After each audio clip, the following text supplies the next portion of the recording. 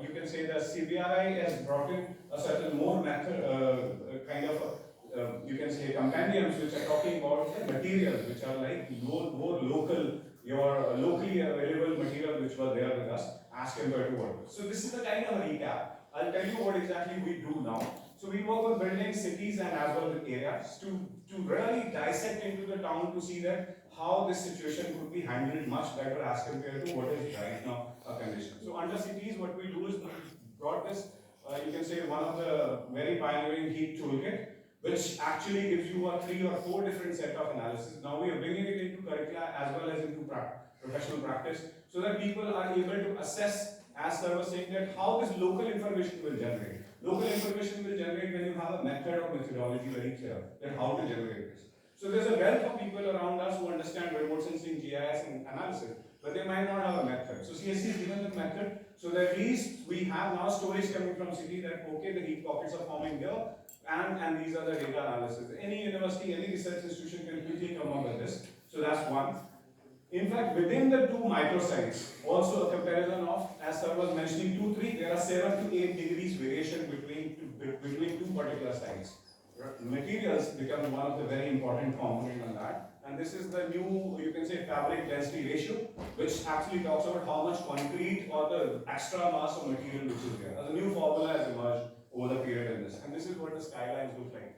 So building which best, I captured all the point, but one point which I want to highlight is buildings has a discharge standards of water.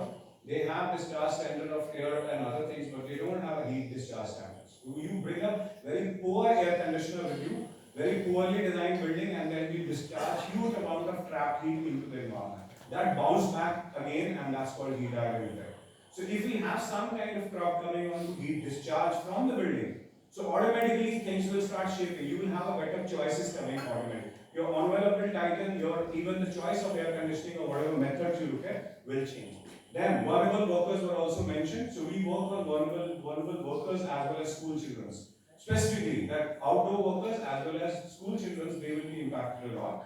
So we have a vulnerability assessment again in that book, according to which we've gone into the schools to see that what are the kind of challenges school children as well as outdoor workers are facing. So there are certain amount of audits has been done, certain amount of material in terms of cool school manual which is already there. I'll show you the barcodes in the last slide where you can download these manuals, which talks about what exactly is the issue is. Neither the WHO data, neither the Government of India, CBSE surveys, health surveys do not identify heat-related illness so far in children specifically.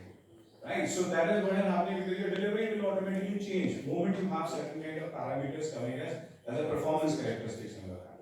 So, and then air pollution was also mentioned, that how air pollution and the heat pockets are linked. When we dissect, for example, this is a picture of Jaipur, we dissected the heat and pollution pockets together, they merge into the same thing. So what happens is, so your workers are also in the same spot, which is polluted, right? Because your construction sites are polluted. Construction worker is going to be there, he is exposed to the heat. So your heat as well as your air pollution, both are impacting these workers to a great extent. They are losing their jobs as well as their man-hours to a great extent. So how policy needs to be. So this is, I think, 2 of the push which was there in the market yesterday, on the, I think, LinkedIn, where CSC is saying that how much of the worker force will be impacted, how many workers are going to be impacted because of these changes, which are now being around us. Then comes the area and technology. What needs to be done, right, specifically? So we brought in a huge amount of videos for you. You can go on to our Down to Earth YouTube channel, where, and as well as there's a Cool It campaign which we are running, which talks about what you need to change in your lifestyle as well as into your neighborhood and pocket. So visible changes which we now expect from you to bring up on there. In fact, we are doing our science research. This is, I think, Badi Chopper in Jaipur, where we're trying to look at what is the current condition, what is the imposed new design, urban design which comes in, what is the changes on surface temperature and air temperature comes in. Now, you have a heritage site, you have UNESCO money. Can you plug it into the heat rather than just doing the conservation which you needed? Yes, but there is some level of possibility which is there. We work on traditional materials as well, and we are coming up with now a new compendium which is the Beyond Concrete, which we call it, where we will give you that what are these. Rammed earth is one of the technologies. It's right at the entrance of our compound. Rammed earth structure is there. You can see that. So we try to locate which technologies, where they are located, how you can go and self-judge those technologies, and also you can go and meet those architects who must be working on this. Then very most last point which I want to highlight is microform and climate materials will change something, as well as there is a lot of scope which is there onto alternate cooling methodology, which are renewables, which are there. But after this, is there something else which we need to do? Because still my heat is much more profound. So there is something which further needs to be done on this to tame this curve what is becoming. So instead of moving those kind of air conditioner which are standalone, right, hanging onto the structure, we should move on to structural coolings. So that is another area of research which we are right now looking at, how we can plug the various waste heat as well as the cool sources of green, blue, etc. together into a master plan where cities could actually bring up something which can defend themselves much better, can position them much better. So there is a lot of policy changes which might be needed, but yes, that's called cooling master plan. I'm not getting into detail, but yes, showing you a glimpse of that how we are now taking a new pitch of bringing up cooling master plans, how the city planning and methods should now improvise and change. These are two barcodes. You can download these, I think, the booklets from there, and we are now open for the questions with regard to this.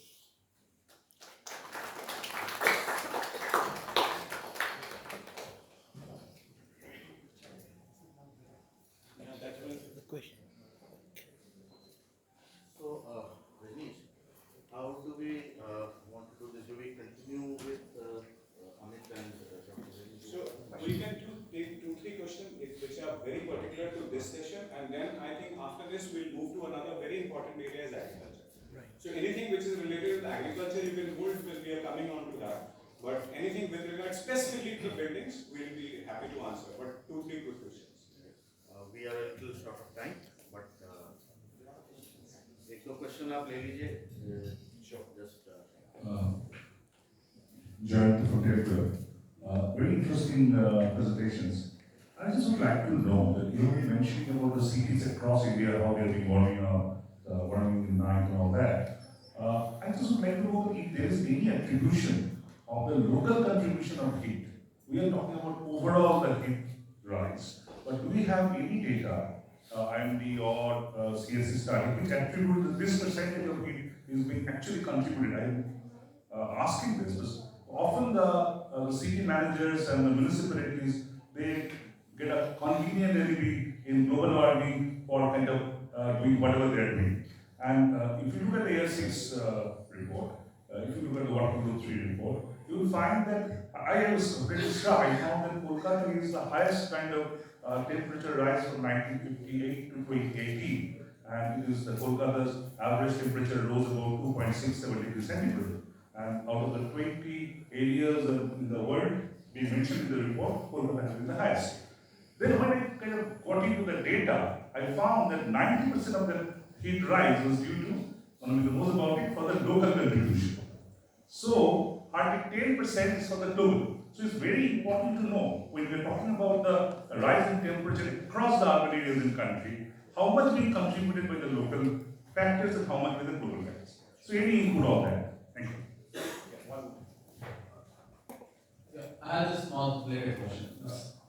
Hi, this is Krishna from Express Chennai. So when a couple of years back, me along with a couple of IIT Madras research students, we traveled across Chennai, the geographical areas, and we captured few points. We checked the variability of temperature within the city because we have very limited number of weather stations which actually goes into the modeling, the raw data. So we found the variation is almost like 5 to 6 degrees within the city.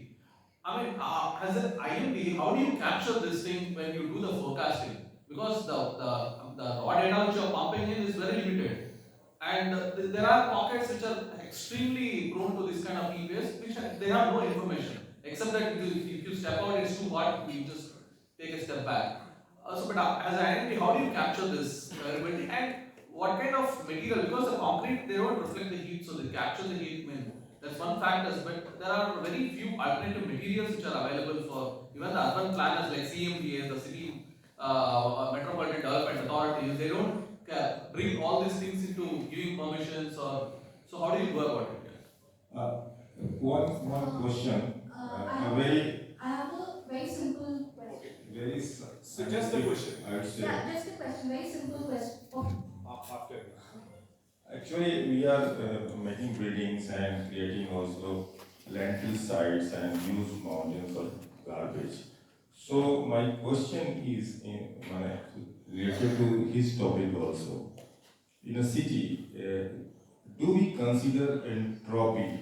I mean the entropy, the word, because when you make, when you're talking about heat island, each segment of colony with huge buildings that have an entropy.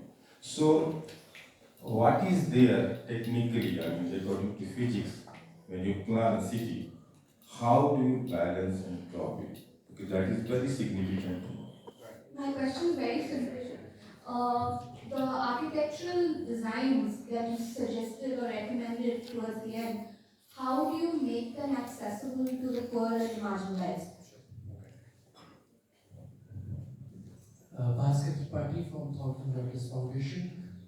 My question is about early warning systems. We know there's a United Nations goal for early warning systems for all by 2027.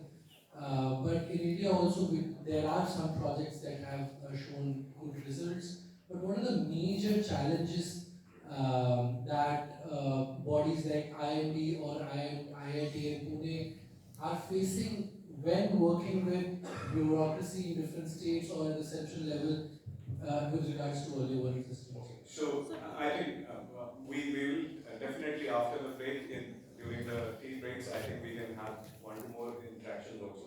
But I think the largely two set of questions: how IMD really have the ways and methods by which we can reach out to the audience. Yes, I think I'll answer your Krishna's and your question. See, Shubhali, when I said there are challenges, so again, prediction in the city is a challenge. Reason being, as I was telling, that you have intra-urban heat islands. So some pockets are much warmer than the immediate surroundings. So how the temperatures are going to behave there, how thunderstorms are going to behave there. So if you have to capture that, you need very granular data. That means you should have automatic weather stations or observations every 1 kilometer. Because there are fast changes, but we don't have that kind of infrastructure in the cities. So naturally, if you cannot capture that, then it becomes difficult.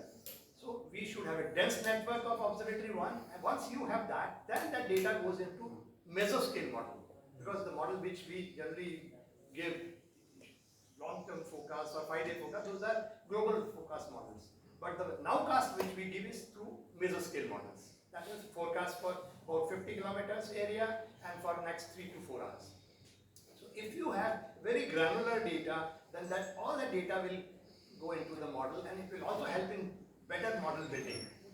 Once you have that kind of better mesoscale model, then you will be able to capture these kind of things. At present scale, you cannot capture that why a thunderstorm is severe in particular area and less severe in some area, or why in some pocket there are more heat wave or severe heat wave and some area maybe no heat waves.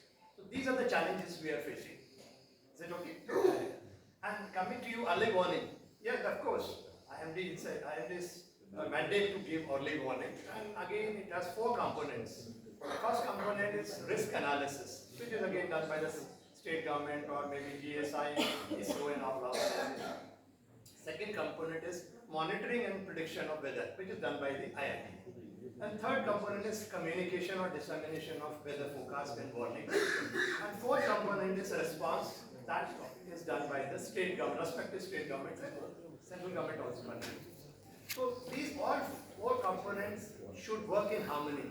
If one of the component fails, the entire early warning system fails. Okay, so I can give you one example of Kedarnath disaster where we had given the warnings and we had communicated it to the media, to the general masses, but the government's response was not adequate. And the result was a disaster and lots of people lost their lives. So again, as you said, by 2025 or 30, all the, WHO countries and all this, even India, we should have early warning system, and not only early warning system just for weather, it's a multi-hazard early warning system. That means hazards are interrelated. If you have rains, then you will have health problems. Then if heavy rains are in the mountains, then you will have landslides. So all these things are interrelated. So IMD is working on multi-hazard early warning system, but it's not that easy. There are certain, like for cyclone we can issue that, but certain events like cloud burst or maybe severe thunderstorm, it becomes sometimes difficult, especially if you do not have a radar, because those kind of things you can predict only for maybe 2 to 3 hours in advance, or sometimes only maybe 1 hour. And within you, because you track through radar a severe thunderstorm moving which has the potential to give 10 centimeter of rainfall in 1 hour, you track it, you know which direction it's going, and then you issue the forecast, and you have to communicate to the people within 15 minutes that it's going to happen.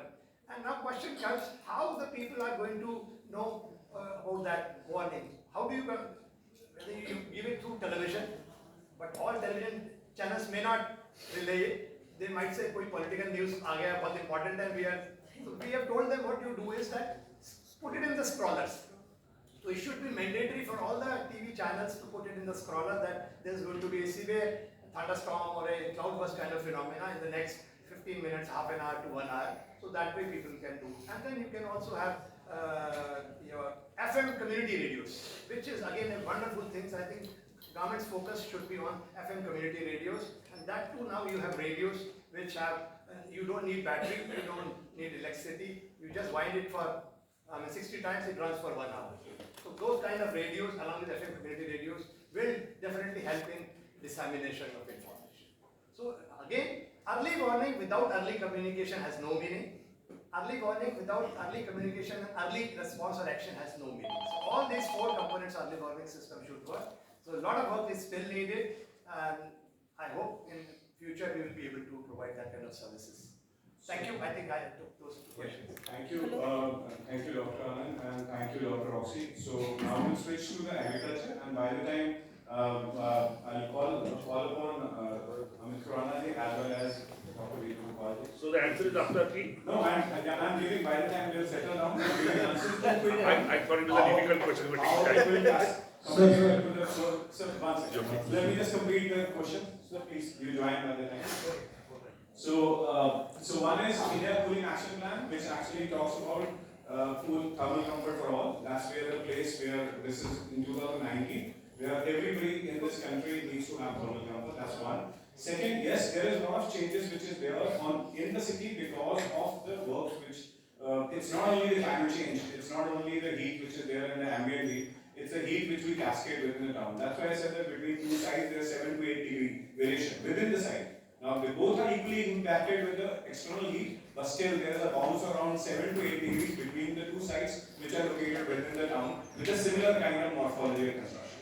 So it's now easy with the science to pinpoint those areas which are now adding a lot of rebounding, a lot of heat, which is because of the other external elements which are there. But I can take that, right? Thank you so much, sir. So now we'll quickly hand over to, I think, we'll move to switch the subjects now. So it's now not the buildings, we are moving to another area which is agriculture. And I think I'll ask Amit, you were opening on the stage. So Amit will give you a brief overview of what we do and as well as about the subject. And then we'll take an expert response to this.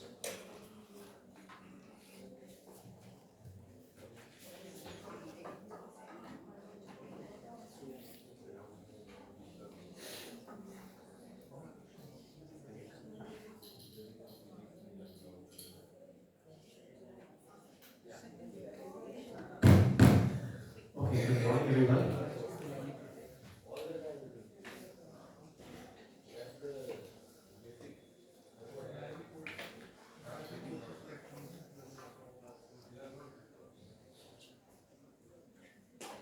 Okay, good morning everyone. So as Anish mentioned, we are talking about agriculture now. So this is essentially about climate vulnerable districts and Pradhan Mantri Fasal Bima Yojana. And what I can say is that this is a very targeted, limited analysis that we did at CSC to understand first, which are the climate vulnerable districts, and second, how the Pradhan Mantri Fasal Bima Yojana is kind of heading in those districts. That's it. So this was, as you all know, yesterday it was released, Ministry of Environment. So this is the chapter, Strengthen Safety Net. This is insurance is essentially about safety net to the farmers. My colleague Chavi and I worked on this small piece, which I'm going to present today. So we all know about extreme weather events by now. I mean, this was perhaps discussed yesterday also, but very quickly, if I may say, almost every day we have an extreme weather event, and this is based on the down-to-earth compilation of the data. 88% of the days in 2024 we had extreme weather events. This is just to give you a sense about the scale of it. And agriculture employs 47% of Indian population and contributes to over 18% of the GDP. 55% of net zone area depends on rain-fed irrigation. Now, coming to the analysis, what are the districts at risk? So this is based on risk and vulnerability assessment of Indian agriculture to climate change, a report developed by National Innovations on Climate Resilient Agriculture (NICRA) in 2019. This is actually a revised version. They had an earlier version in 2013-14, and this version largely focuses on the vulnerability. And you can clearly see 573 agriculturally relevant districts, which are based on the 2001 census. They were categorized into very high risk, medium risk, low risk, and very low risk. And you can see about 19% of these districts, which is about 109 districts, were categorized as very high risk. Then you can see 36% of the districts as medium risk, which boils down to about 204 districts. So all in all, out of the 573 districts, we have about 310 districts which are either at very high risk or high risk. So very quickly, how did they calculate the risk? So they identified 4 risk determinants: historical hazard, future hazard, exposure and vulnerability, and 38 indicators spread across these. I'm sorry for the small font, but I couldn't really figure out how to best show it to you. But just to let you know, there were 5 exposure indicators. For example, net zone area. If you have a high net zone area, your exposure to a hazard will be high, your risk will be high, you will be more vulnerable. A historical hazard indicator, for example, your district has a lot of historical precedence of drought, so you are much more drought prone. Future hazard, for example, change in annual rainfall, change in rainfall at different times, so on and so forth. Vulnerability indicators you can clearly see. But what I'm trying to give you a sense is that vulnerability got the highest weightage, that's number 1. Within the exposure indicator, net zone area got the highest weightage.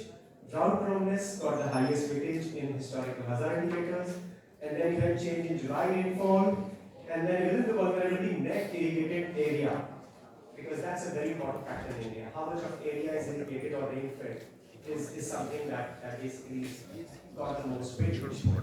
And then what they did was they came up with, did some calculations, developed a criteria, individual indices for the risk determinants and finally the risk, and based on that they have given this categorization. For example, if an index value is greater than 1.5 standard deviation, and it also scores very high in, let's say, 3 determinants, and is the most unfavorable in future hazard, it will be categorized as district with very high risk. That's a basic math around the calculations behind it.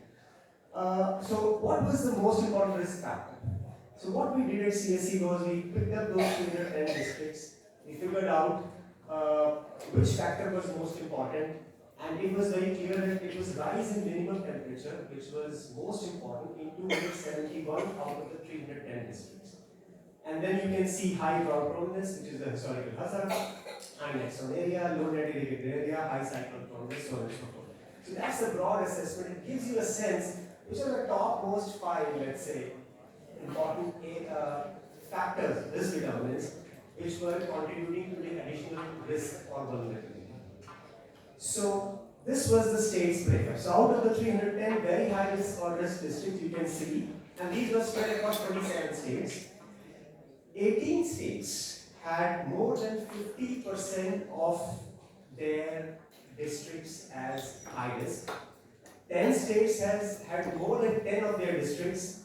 The top 5 states actually had 43% of their such districts, and top 10 had 64%. So that's the broad state level outline which gives you a sense on where does the maximum number of risky districts or districts at risk fall, in which state. You can see Uttar Pradesh, Rajasthan, Bihar, Odisha, Madhya Pradesh. I mean, 69% of the total districts in Uttar Pradesh are either at very high risk or high risk. 84% of districts in Rajasthan, 62% in Bihar, 63 in Odisha, and 62, 63, and 36, right? So you can see the scores, and all this is available in the article as well. This is a ranking of the 109 very high level districts. And you can actually see the most risky district in India is Moga in Punjab. Then comes Churu in Rajasthan. So this can give you a sense on, based on the ranking of the risk, how does it stands out. And these very high risk districts actually were spread across 22 states, and 22 of the 109 districts were actually in UP, 17 in Rajasthan, and in Bihar. So this gives a sense on particularly on the very high risk districts. What about 201 high risk district? We have just figured out, given a state level breakup. So UP had 26, Madhya Pradesh 14, 13 Bihar. So you can see the numbers here also. Again, giving a sense where the policy action could focus. What are the key states? What are the key districts? Where you take minimum action and perhaps can get maximum response. So now coming to the second part of our analysis, which is Pradhan Mantri Fasal Bima Yojana. Very quick overview. It aims to provide insurance coverage and financial support to farmers in the event of failure of any of the notified crop as a result of natural calamities, pests, and diseases. It's a voluntary scheme which covers individual farmers for localized disasters like hailstorm, landslide, floods, wildfire, as well as post-harvest losses also. Applicable for notified food grains and oilseeds, both in Kharif and Rabi, as well as in annual commercial and annual horticulture crops. And the farmer premium share is about at 2% of sum insured for Kharif crops, at 1.5% for Rabi crops, and 5% for commercial and horticulture crops. There is this National Crop Insurance Portal, which actually is now becoming a digital interface. There was a lot of issue on the crop cutting experiments with government. Starting Kharif 2023 came up with this Yes Tech, which is called Yield Estimation System based on technology and WINS, which is Weather Information and Network Data System, by and large to try and minimize the human error and use technology as much as possible. There is also a complementary scheme called Restructure Weather-Based Insurance Scheme.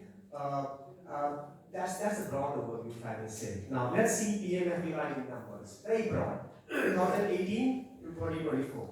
And you can clearly see farmer enrollment in Kharif grew by 11.2% but dropped in Rabi from 18 to 24.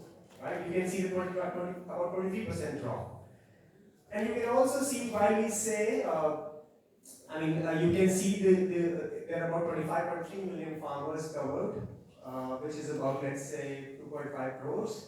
And we all know we have at least 146 million plus million farmland holdings and about 108 plus million cultivators in our country. So clearly there is a gap in actual farmers and how big gap and how much of those are covered in the PMFBY. In terms of applications, yes, the applications have grown both in Kharif and Rabi, from 18 to 24. But again, just as the number of farmers got dropped in Rabi enrolled, you will see that the area insured also has decreased, particularly in Rabi. It has increased in Kharif by about 20%. One may argue it is less, it could have been more.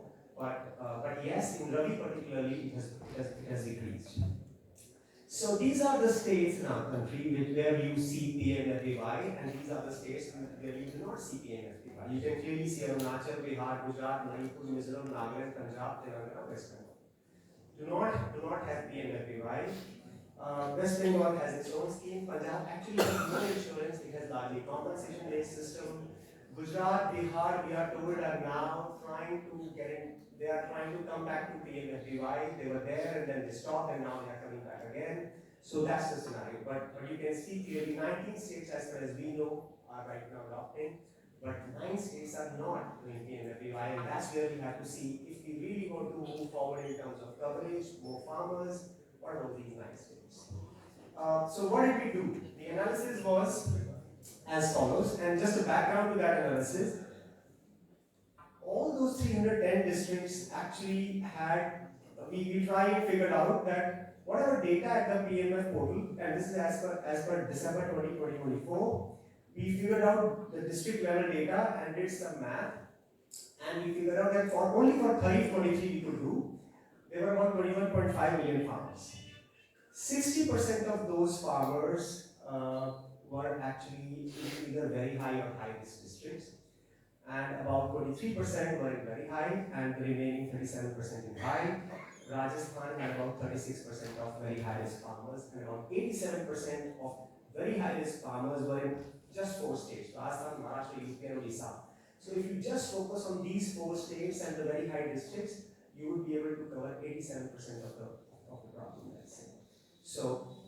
So what did we find? We compared the premium at the first place, and we figured out that the gross premium per farmer was highest in very high risk district. Pretty understandable to a certain extent, I would say. That's how it happens in the insurance industry. Maybe car insurance, health insurance, if you have pre-existing illnesses, the premium will be higher. So if you are vulnerable, you are risky at risk district, the premium will be higher. And we also could figure out, you can see from the graphs, that the premium paid by states was somehow higher, which basically means that states were taking care of some burden. But to our surprise and contrary to our expectation, the average premium per farmer was still the highest. So in a vulnerable district, vulnerable farmer was paying highest premium compared to a farmer in medium risk district. And you could see that 70% more, this premium was 70% more than a farmer in medium or low risk district, and 60% more than a farmer in high risk district. Finding number 2, while they were paying higher premium, the sum insured was actually not well insured, if I can say. So you can see that on an average, in a medium risk district or low risk district, it was 67,000 rupees, and it was 65,000 in very high district. This basically means in the event of a compensation, a farmer in a very high risk district will receive less compensation than a farmer in a, again, contrary to what should have happened. Analysis number 3, the claims were inadequate. So while the number of people who were farmers who were getting the claims in very high districts was fine, 43% of those, but the actual amount that they were getting was less, perhaps 20% less, and you can see from these 2 graphs. So what is the nutshell? Farmers in very high and high risk districts, they are paying more, but for less. And while from the point of actuarial sciences or insurance company, one can understand that the premiums are high, but yes, from the point of view of farmer, in an at-risk district, this is not acceptable. Farmers also have to bear a greater burden that we saw, and they also receive less claim benefits. We also could figure out that yes, there's a huge potential in PMFBY, and it can be a significant tool when it comes to resilience. Climate resilience, safety net is important, and crop insurance within the safety net is very critical. But that can only happen if farmers perceive a benefit in adopting, because whatever we may say, as of today, we are just 2.1 or 2.2 or 2.3 crores of farmers which are adopting PMFBY, whereas the actual number of farmers is very high. So with that, I stop. Limited analysis. I hope it was useful. Thank you. Thank you. So I'll ask Amit to please help you to put up your presentation. Just a general announcement. After this session, we'll move to 1 floor below, that's first floor, classroom number 3. Because many of you have complained that you are not having a writing desk with you. So we're shifting to another room after this, so your key and everything will be at the first floor room.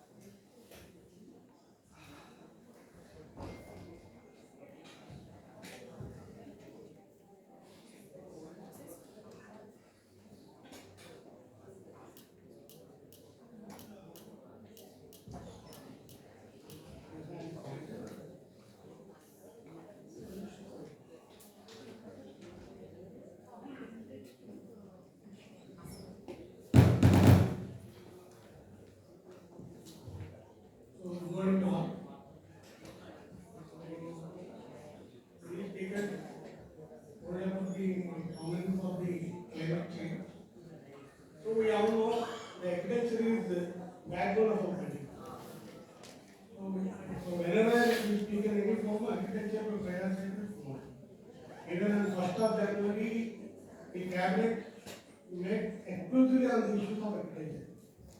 So that is the prominence the government needed to give to the agriculture sector.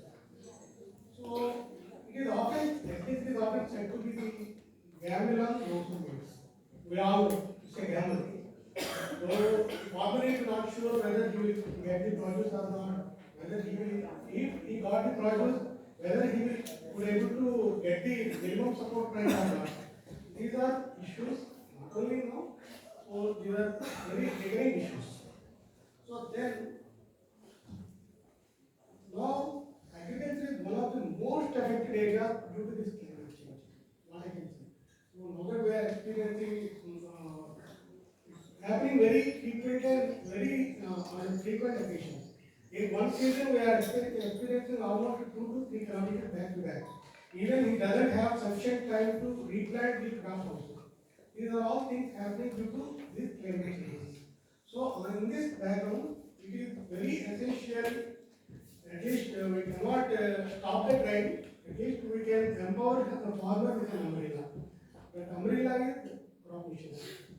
So I would like to present the case study of Andhra Pradesh, what we have done, and what is our experience, overall experience with the scheme and everything. I would like to mention on this. Okay. Okay. Let's begin.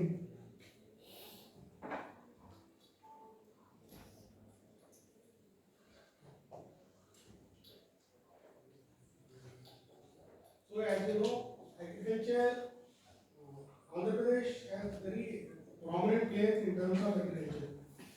Regarding within our state also, it contributes around 30% of the GSDP. Nearly 65% of the workforce is engaged with agriculture and allied activities only in Andhra Pradesh. It happens most of the other parts of the country also. So nearly 30% of the geographical area is under agriculture. So predominantly Andhra Pradesh is the agriculture dominant state. So this is the thing.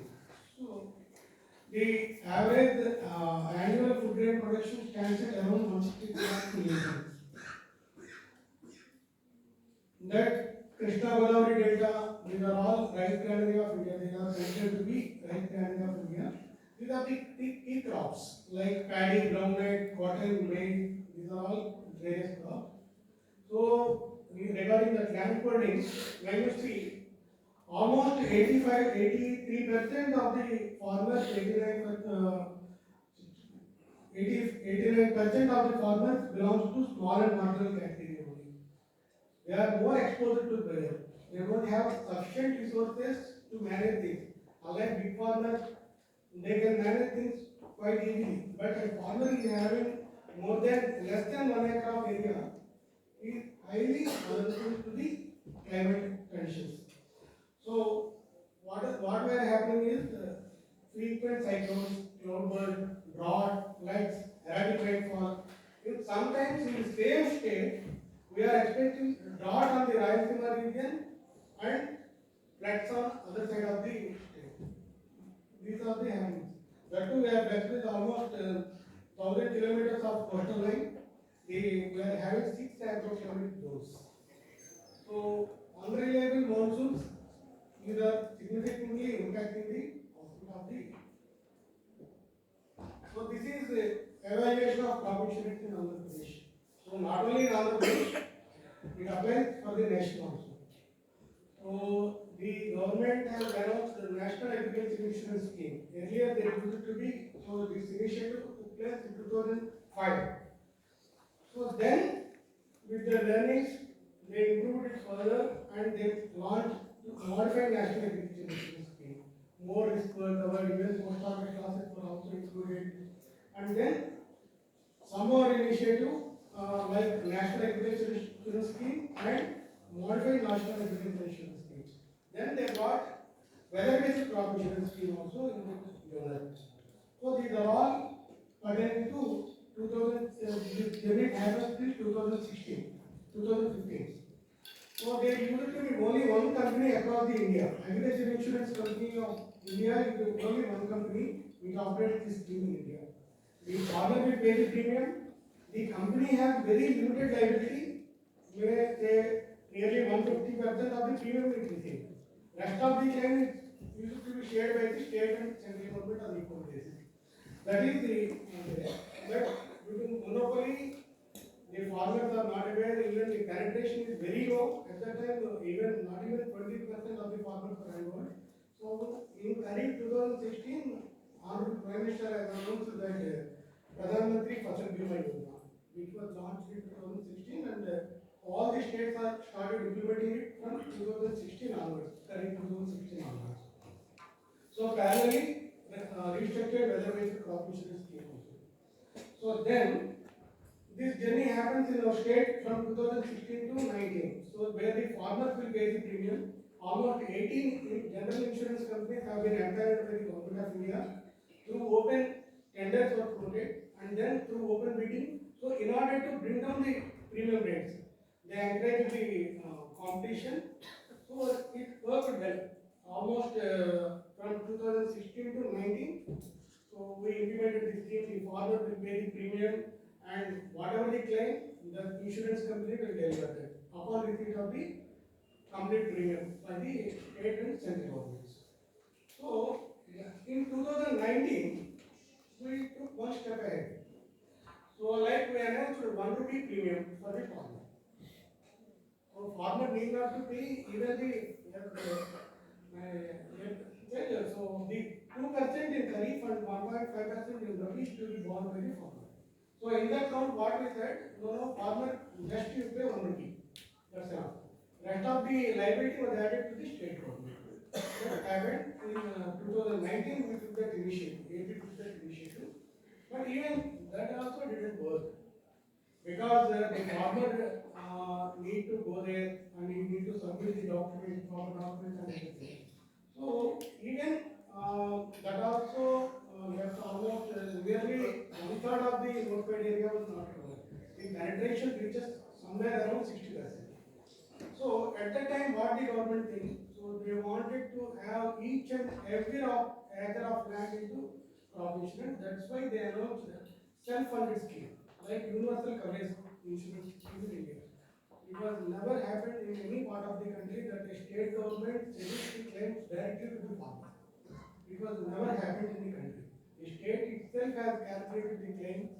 So what is the role supposed to be done by the insurance company and other key holders, that all the 360 degrees vertical has been taken up by the state only. There is no separate enrollment. In our state, we are having some digital crop survey system. So it will capture the details of each and every matter, irrespective of whether he issued or not. So in that pool, we will collect the data of those notified crops and we will treat them as issued. So really it went well, but unfortunate thing is that it also had some demerits, like there is no distribution of risk. The first and foremost thing in insurance is distribution of risk. Because when we see medical insurance or anyway, so they will each will have some backup plan. They will have one reinsurer. That reinsurer will take care of something. So likewise, if anything happens, there must be some distribution. That is not happening in our model. So the state government was forced to give almost 5,000 plus crores in 2 seasons. There were back-to-back cyclones, 2,000 crores in the first year, and around 3,000 crores in the year 2021 time. So then, then the government of India also came up to us. So why can't we have a blended model? Then we sit together and arrive at a blended model. So what are the merits that are there in this system were adopted to the PMFBY. So it cannot be called as completely free insurance, it cannot be called as PMFBY. It's a blend of both PMFBY and free crop insurance. That went well. This we implemented till 2022 to 24. Even that also has some demerits. So now we move back to voluntary mode of enrollment. So there is no participation from the farmer. There was no information with him. So likewise, then we rolled back to the voluntary mode of enrollment starting from Rabi 2024-25 onwards. view of the PM not available in there. So the seasons are there. For Kharif it is June to September and Rabi for October to December. So enrollment will happen through common service centers, banks and financial institutions, and a farmer can also get himself registered through National Crop Insurance Program. So here the farmer share is 2%, 1.5% for Rabi and 5% for only both the seasons, for commercial crops and agricultural crops. So client, how a claim can be calculated? So crop insurance is something different with other products of insurance, because life, your unit is independent, only one. So water, that is all independent. But whereas in the case of crop, it's area approach only. So we will notify certain areas. DIU means district health insurance unit, mandal insurance unit, and village insurance unit. We will classify them according to the area. So if one crop is having 4,000 hectares at district level, we will notify the crop at district level. If one crop is having almost 20 to 40,000 hectares or something like that at district level, then we will notify them at mandal level. If it contributes almost 25% of the gross crop area, then we will notify village insurance. So this is the factor which differentiates the crop insurance with the all other products of the insurance. So weather data, how the claims will be calculated means through actual yield versus threshold yield. What is the yield? So for arriving at the threshold yield, we will take out the values of the preceding 7 seasons. We will take out the average of best 5 out of 7 seasons, and we will apply some indemnity level to that, and we will arrive at a benchmark yield. And if the actual yield is short of that benchmark yield, this gap is treated as insurance. If it is equal or above, there will not be any claim for that insurance unit. This we need to calculate for all the individual insurance unit levels only. Because when you say paddy, it might be around 18,000 insurance units will be there.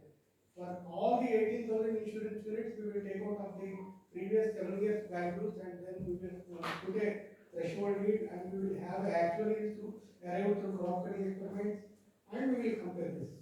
So this is the mechanism. What are the crops? Almost all the crops having some historical data, and everything will be covered in the scheme. We are covering almost 85% of the crops are notified only. So what is the payout trigger? Based on the actual yield, as I explained earlier, through crop cutting experiments is the only criteria. So when it comes to weather base, we will define the some optimum parameter.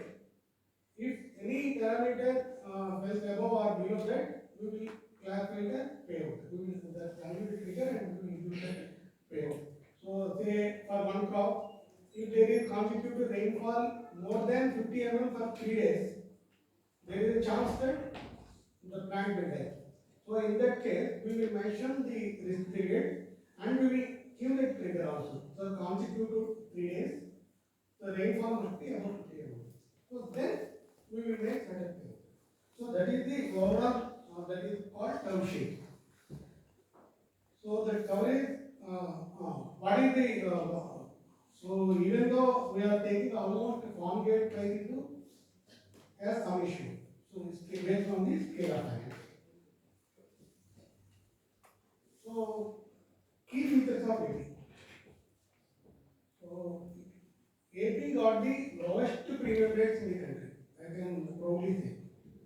So one more thing where we are having only no free coverage, and alternate risk models are also contributed for this success.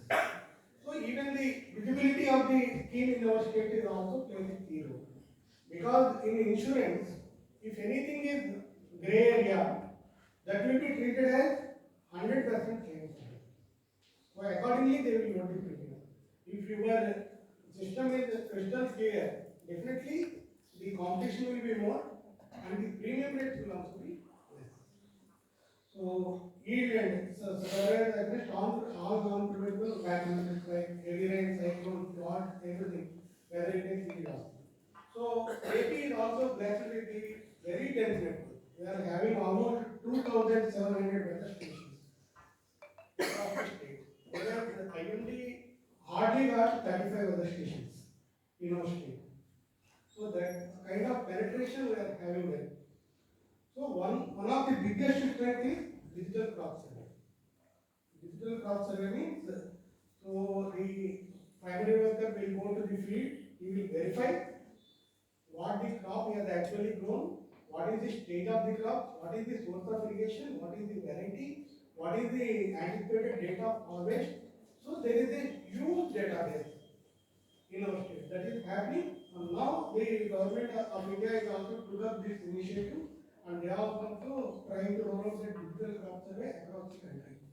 So the beauty is that the farmer will also put equity on it at the end, because or else you cannot manage the things.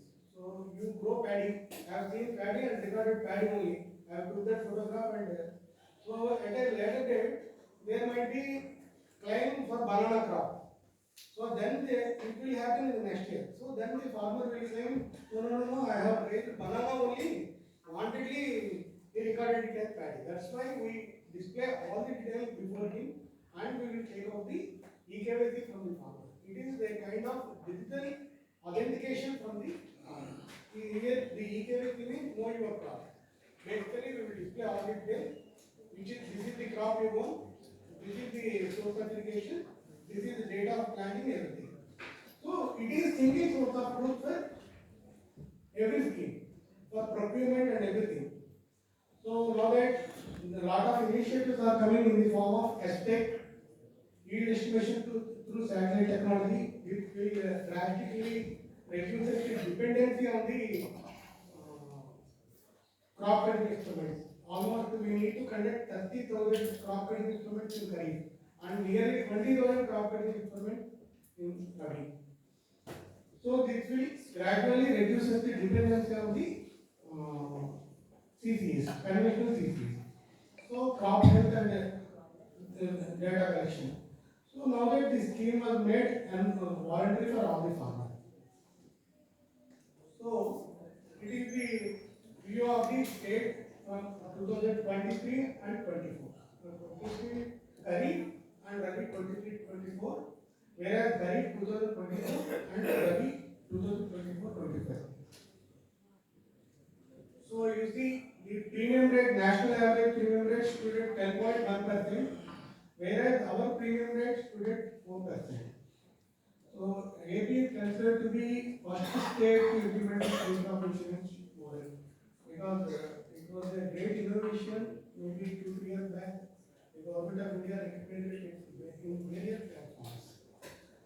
So 100% of the notified area, we were able to achieve 100% coverage due to, so there is no part of the, nothing is required on the part of farmer. Only the farmer need to record the crop and he need to put the EKYC, just authenticate the details, that's all. That's enough. So the claim ratio stood at almost 130%. So even the combined farmer share and state share is lower than the other states, which are paying only state share. So these are the feats, results and lessons. So with our experience in a journey of almost 8 years, so the success is that we proved that if there is a will, saturation mode, crop insurance can be implemented in the saturation mode. This is, we also proved that if government wants any policy change, we can successfully transfer the mode also, voluntary mode also within no time. So CCRP and ROFR we integrated land records in just 2 months time. So advanced yield estimation is happening in our state in a large scale that we want to scale it up from Kharif 2025 onwards. These are the challenges. Transition to voluntary enrollment mode after 5 years became a challenge. The message should go to the farmer. So there is limited awareness, timelines. So farmer need to pay the premium within the cutoff date. So we cannot enter into a health insurance scheme once was diagnosed with the cancer. So he must go to the insurance and he is healthy. Likewise in the case of crop also. The crop health should not be established. We should not know the crop health.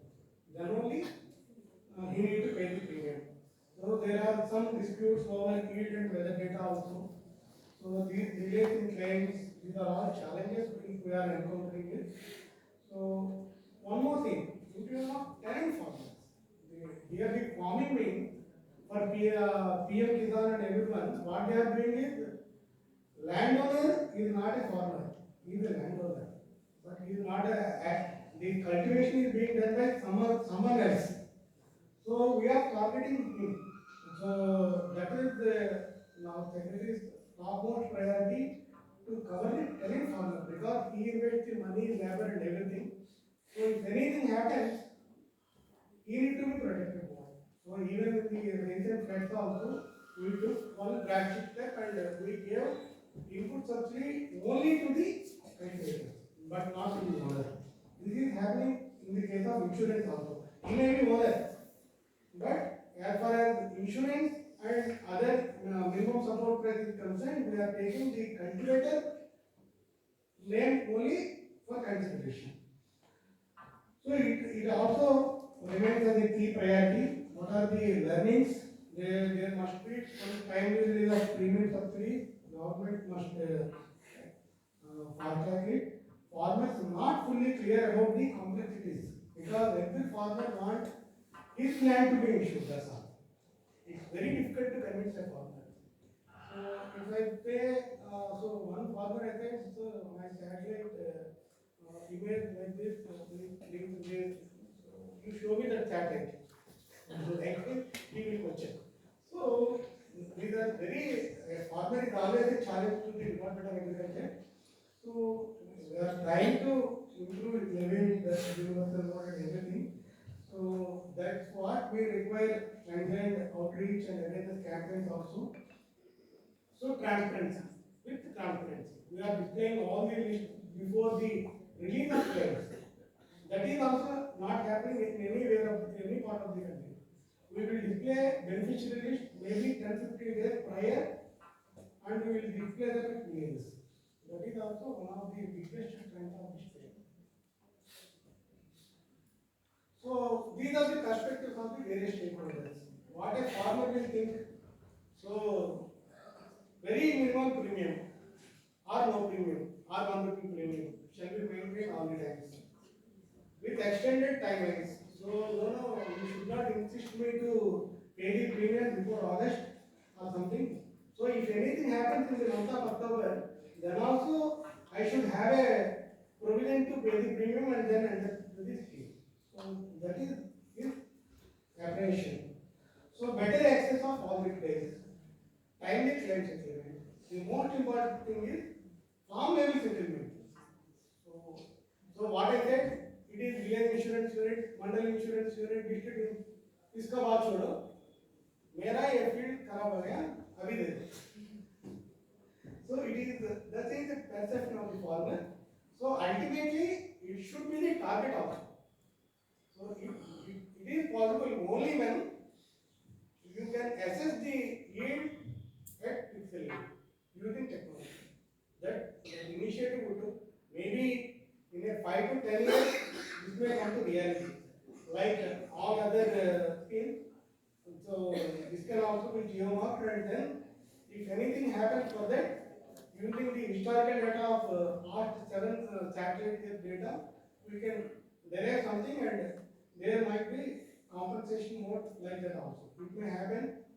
I hope it needs to happen because most of the farmers will ask for this because the loss has happened to him.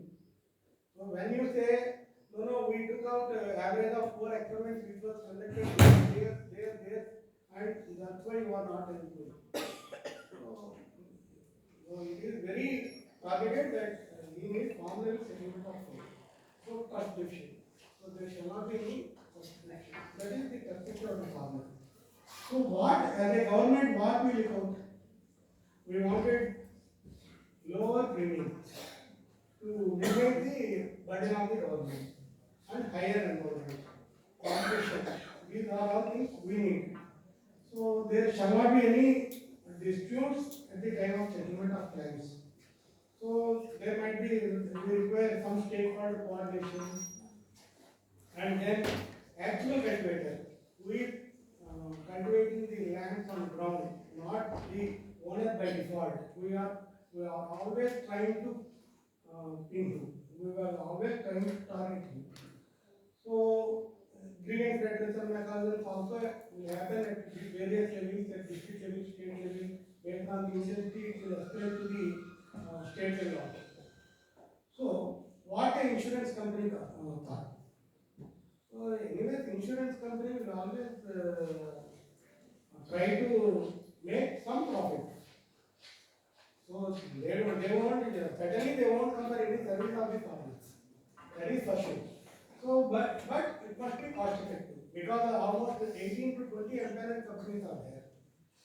Now that the with the competition, it must be, the premium must be cost effective, and there must be some profit. That is the perspective of the insurance companies. Challenges of moral hazard. No, there shall not be any, they don't want any, like earlier said, there are some notorious districts. So in terms of risk, where the risk is high, the participation will also be high. Where the risk is low, when while saying the Kharif, the Rabi is drastically reduced, almost 15 to 20%. What the reason? Because there will not be any much risk for Rabi. The farmer usually will not want any premium for that. He is also aware of the thing. Where the risk potential is high, he will definitely want any premium. So the insurance company don't want premiums comes only from that pocket. So it's like group policy versus individual policy in case of health. So that is their perception. So this should be transparent. Some technology driven processes, they are not going to be slightly moving towards technology driven process automation and everything AI. Using these models, it will definitely enhance the trust. So they wanted to have access of high quality yield and weather data. While sitting at Bombay, they wanted all the information in one place. They don't want to put the resources here. So all these things. So that is their perception. And when it comes to banks and other financial institutions, so this insurance will definitely lower the risk of loan default. So basically, it's not a risk for loan. Insurance for loan, certainly, but it will lower the risk of, if anything happens, some insurance payout will come there. So higher credit disbursement will happen. And difficulty, but what the banks are facing now is the shortage of manpower. So that is their difficulty. So here the main stakeholders are between the state government and government of India. Although, as you all know, agriculture belongs to state subject, basically state subject. So government of India will enforce and formulate some policy. So and share the premium. Similarly in case of state government. So the last one. This is the impact of natural farming.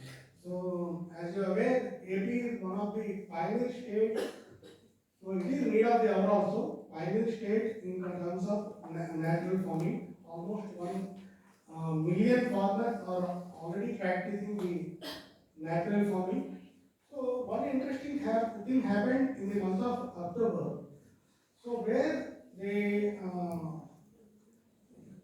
as you can see the fields, paddy fields, same similar fields, where the natural farming practices are demonstrated greater resilience to floods than compared to conventional farming. So this underscores the role of natural farming in reducing crop losses.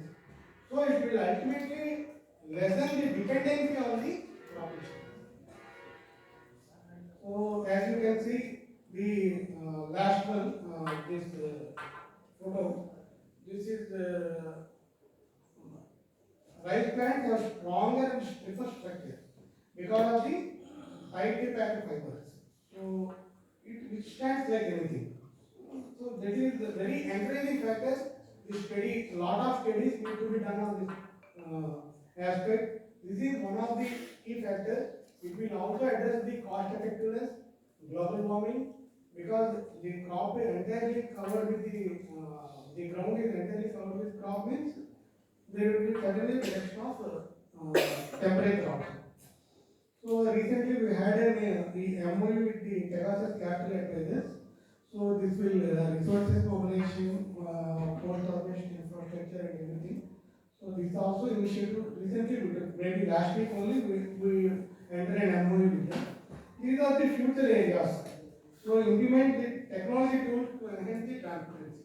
Here the insurance every term is transparency, transparency, transparency. That is the key for success. And then increase the natural farming adoption for also it is resilient and cost effective. So these are the future areas. So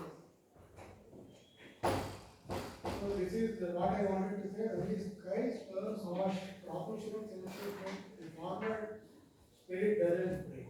But all we can support can get big. But what he is doing is remind us we cannot repay him. At least we can put an umbrella. Thank you very much. So anybody who has a question should stay in the room. Rest of the people can start shifting now. Because I have been given task to close it fast.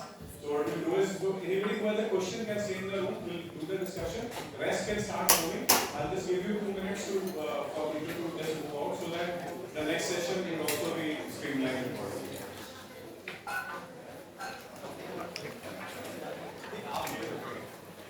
So I'm only holding the people who have a question. So sorry. I have a question. What is what I have to do?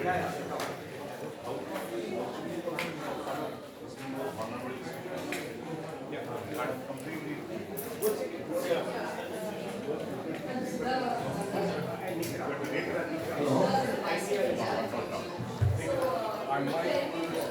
You're here now. You're here.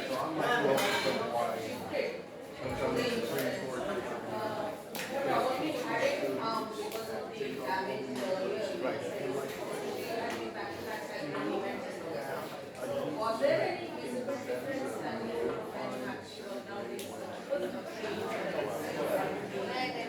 See, right now, 90 40 degrees Celsius is when the heat, you can say, center is created.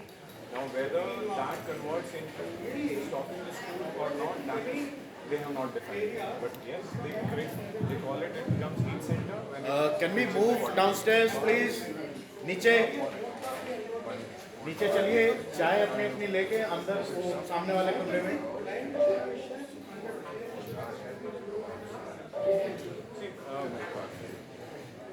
So what we are doing right now, we have done it for schools.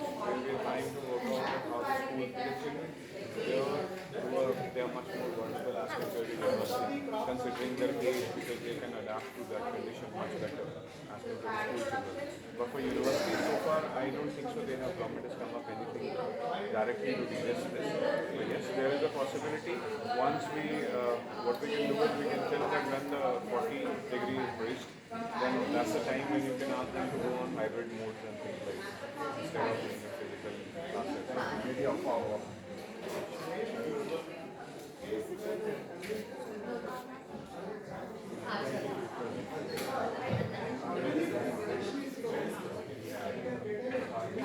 Now, I'm just taking Mr. Sir. Because I'm taking Mr. Sharma for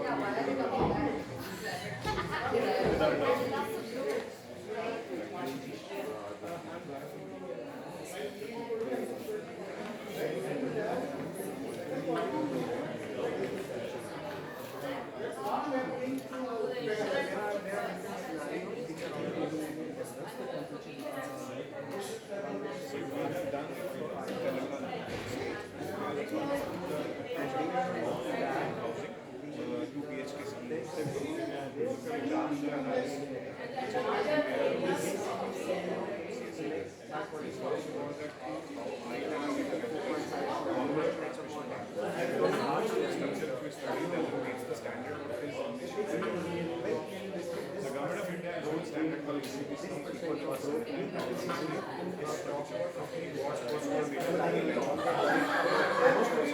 are building? We are 18, 12, we are not 15,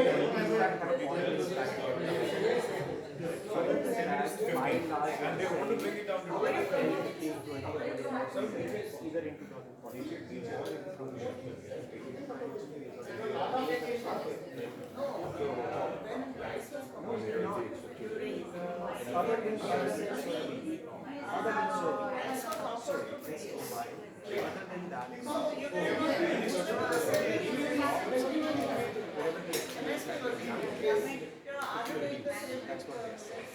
And I can share with you the right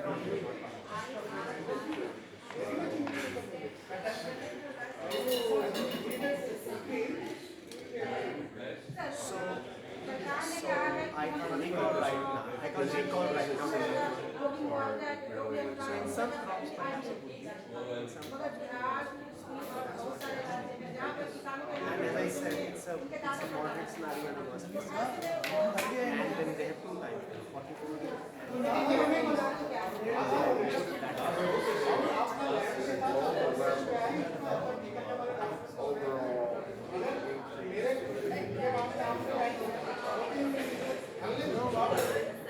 My broad reading of the situation is that Indian agriculture community is concerned.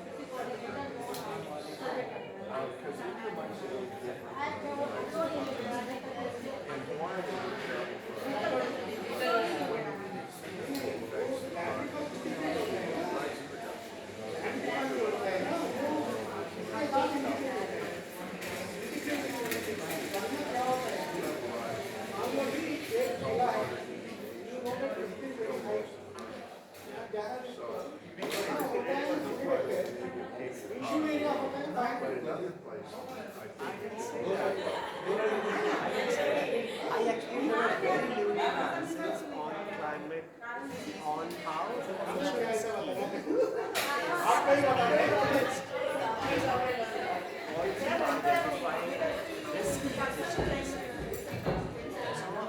I'm actually not entering to any of it. Is that what you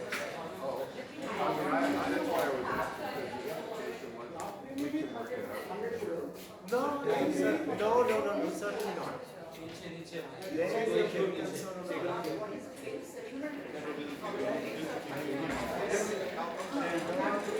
This part is very strong safety in terms of resilience.